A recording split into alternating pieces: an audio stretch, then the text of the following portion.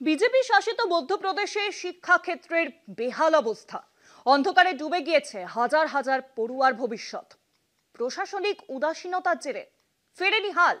সরকারের তরফে সাফাই দিয়ে বলা হয়েছে স্কুলের উন্নতি কল্পে কাজ করছে সরকার।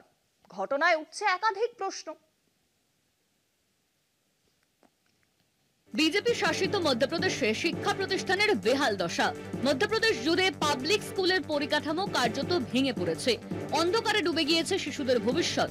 বড়াই করে প্রধানমন্ত্রী ডিজিটাল ইন্ডিয়ার কথা বলেন, কিন্তু মধ্যপ্রদেশের শিক্ষাক্ষেত্রের চিত্র বলছে অন্য কথা।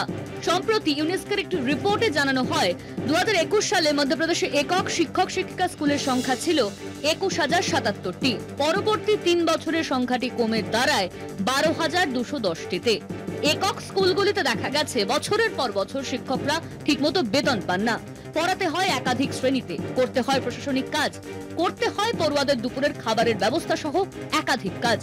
এমনকি অতিরিক্ত চাপের মধ্যে থাকা পড়ুয়ার মনোবল চাঙ্গা করার দায় পড়ে ওই একক শিক্ষকেরই উপর।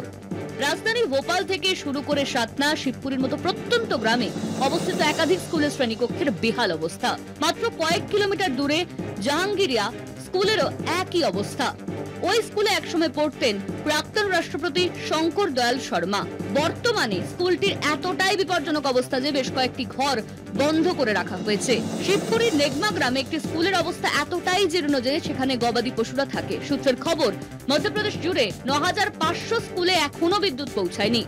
সরকার অনুমোদিত 4,815টি স্মার্ট শ্রেণীকক্ষের মধ্যে মাত্র 986টি চালু হয়েছে। রাজ্যের 1,745টি স্কুলে মেয়েদের জন্য শৌচালয় পর্যন্ত নেই। প্রায় 1000টিরও বেশি স্কুল মেয়েদের জন্য নিরাপদ নয়। শিক্ষাক্ষেত্রে বাজেট ছাড়িয়েছে 6,400 কোটি।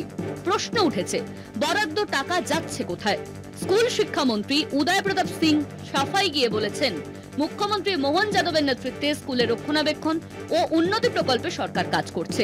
প্রশ্ন উঠছে, মধ্যপ্রদেশে যা ঘটছে তা কি শুধুই আর্থিক ব্যর্থতা, নাকি এই পরিস্থিতির পিছনে রয়েছে প্রশাসনিক উদাসীনতা? কলকাতা টিভি।